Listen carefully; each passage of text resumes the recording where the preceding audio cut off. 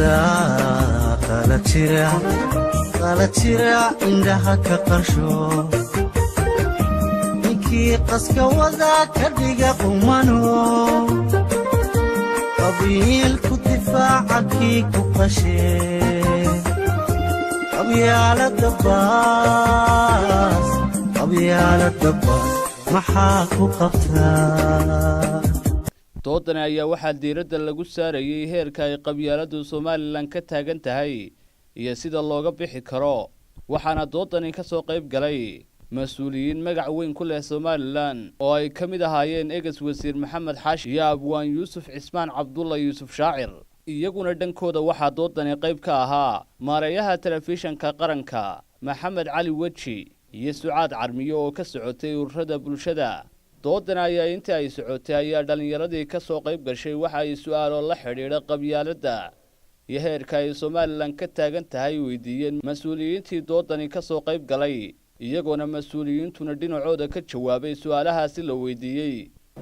eexdu waa shay xun waxa weeyaan in muxuuha eexda laga baxo oo madaxdu eexda ka baxdo waayo dhaartoodii bay ka soo horjeedaa wixii ay ku ballan qaadeen bay ka soo horjeedaa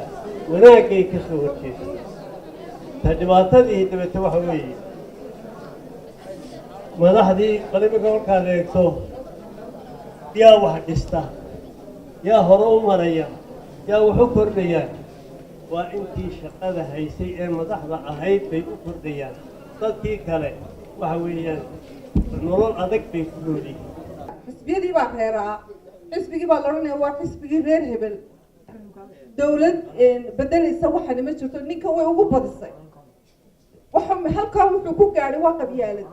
reerihii buu toosyahay yaa ii kacay ii foodaay maxaye mid walba halkuu haysto reer baa geeyey reerka geeyeyna milatarigiisa iyo xooggiisa iyo cududiisa iyo bawarkiisa waa dhalinyaro idinkaa ku dhaqma qabyaalada oo ka mida dadka qabyaalada qubaynaya haddaa idinku ka gudubtaan odayguna looma baahanayo maxay idiin diidayna urura samaysataan oo ururadaasi bilaa qabiil ahaadaan marka idinka anigu waa xuquuq tayda naftayda iyo intay la mid ah ee jeelka ku jirtaa reerihii gelisay ayaa u doodaa waxaa dhacday dabeed anoo sidaasa oo doonaya cadaalad ayaana ka qaar annaga ah kuwa xabista ah oo daalimiina maanta dawladdan dhisan waxyaabo kalaa ku sheegtaan mise dadka fadhiya in lagu magacaabo odayaal wada oo maamada sita muuse uqaal iyo salaadiin ma dhegaysto isagaa doorta dadkan anugu markii horena waan ka afeeftay iminkana waxaan qabaa inaanay qabyaalad erey bixintu ku habboonayn ay ku habboon tahay ereyga la yihahda eex soomaaliga waayo waxaan laga cabanayo oo dhami waxa weeye cadaaladar marka lasoo ururiyo oo waa cid isqaraabaysanaysa oo iyadu isu qaraaba kiilaysa ereygu eex buu ku wacayay dadkii hore waxay odhan jireen ilaahayow aqoon la-aanna ha nagaga tegi eexna ha nagu cadaabi war adeer wixii jira waa sheegaya wuxuu yidhi waxba yaan indhaha laygu gubin gaabsi ma aqaan annagu wixii xaqiiqa ah bulshadaan matalaayo waanu sheegaya haddaba marka ay doodani soo idlaatay waxaa telefishanka Ariel waraysi gaar ah siiyey egas wasiir Maxamed Xaashi iyo waliba Abwaan Yuusuf Cismaan Cabdulla Yuusuf Shaacir waxayna ka warbixiyeen doodani iyo wixii uga baxay bismillaahi rahmaani rahiim dood waxa ku saabsaneed oo laga hadlayay qabyaalada iyo sidii looga bixi lahaa ayaa laga hadlayay waayo dhalinyarta ayaa la wacyi gelinayay inayna faa'iido muxuuha lahayn halkaas intaasay ku saabsaneed doodani misaad adu fikirkaaga aaminsanayd oo ku celcelinaysay doodan waxaad lahayd in qabyaalada Soomaaliland ka bixi mayso xukuumadda wada arrinkaas xukuumadda ma xukuumadaha dadka madaxda ah ayaa ka saari lahaa meesha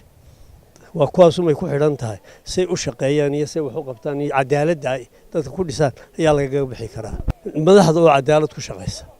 ayaa lagaga bixi karaa waxaa barbarkayga taagan Abwaan Yuusuf Shaacir oo ka mid ahaa mas'uuliyiintii dooda doorka xadda la ka qaatay ama ku jiray doodan maxaa kaaga baxay horta dood muhiim bay ahayd oo waxaa laga hadlayay qabyaalada iyo mushkiladeeda marka doodu falanqeyn bay ahayd oo waxay ahayd mashaakilka ay ku leedahay ama saameynta ay bulshada ku leedahay aakhirkana xalku waxa uu noqday maxaa xala ee lagaga bixi karaa dabeetana dadkii ka soo qayb galay annaga iyo dadkii dhalinyarada ahaaba su'aalo badan baa la isweydiiyey waxaa laga soo warramay dhaqankii hore waxaa laga warramay xaaladda imika la joogo siyaasadda laga warramay waxaa laga warramay dhaqaalaha meelo badan baa laga eegay runtii meelo badan baa laga eegay dalalka dariska baa la eegay say uga baxeen marka dood xamaasad leh oo dhalinyaradu aad u danaysay oo qurux badan bay runtii ahayd markii dambena waxaa la isla gartay un baashaas inay mashkiladna tahay xalkiina meelo badan baa la iska taagay dhinacyo badan baa xalka la iska taagay ay tahay islaamnimada iyo cabsida ilaahay kow ay tahay dadka aqoontooda oo sare loo qaado shaqalaanta oo laga baxo dawlad wanaag oo la xoojiyo dadka oo iyagu laftoodu iska sifeeya bahasha oo ay xagga shacabka ka timaado waxyaabo badan oo sidaas ah ayaa runtii laga hadlay waxaa laga hadlay qaybaha bulshada faquuqda ee ay takoortoo kale oo wejibaa isaguna dooda qayb ka ahaa waxyaaba badan oo saasa bay dooda ku saabsanadu laga hadlay doodan oo keliya ta maaha doodo fara badan oo qabyaalada ka hadlay iyo saamaynta ay Soomaaliland ku leedahay ayaa ka dhacay magaalada Hargeysa iyo gobolada Soomaaliland doodan maxaad is oran kartaa way kaga duwanaan kartaa doodii hore horta in mashkiladda la ogaadaaba muhiima oo laga hadlo marka mashkiladda la ogaado laga hadlo aakhirka xalkeedu uu yimaada laakiin mashkiladdu waxay ku dishaa ogaan la'aantii kugu dishaa intaan la ogeyn ama dadku aan isku aragti ka ahayn ayaa had iyo jeer ay dhibaatadu ay dhacdaa laakiin imika haddii isku aragti laga noqdo in qabyaaladu xun tahay waxaan filayaa mustaqbalka in laga bixi karo doodanina waxay ka mid tahay un doodihii kale ee awalba magaalada lagu qabanayay ee qabyaalada lagaga hortegayay ayay qayb ka ahayd anigu tanun baan ka qayb galayba intii Hargeysa lagu qabanayay ama meelaha kaleba runtiina dood xamaasad leh oo aad u qurux badan oo dhalinyaraduna aad u xiisaysay ayay ahayd waxa la sheegaa Soomaaliland qabyaaladu heerka ay ka taagan tahay inaad ka gaabiseen ka hadalkiina idinka ka abwaanahan anigaas ma qabtaa wallahi ma inta anagu waanu hadlaynaaye waxa iyaguna gaabisa shacabkii na maqli lahaaye waxa iyaga ficil u rogi lahaa annaga waxaygu waa hadalkuna wuxuu ku qurux badan yahay ficil loo rogo markaan ku dhaha qabyaalada iska daa haddii aad halkaa hadalku dhaafo dee hadalkaygu wax kale ma qaban karo marka anagu intaa waanu hadalaa waanu dadaalaa laakiin waxaa muhima in shacabka iyo annaguba aan isku xidhanno oo hadalkii ficil loo rogo ta muhimkii waa taa cabdijabaar maxamed xuseen wararka telefishinka Ariel Hargeysa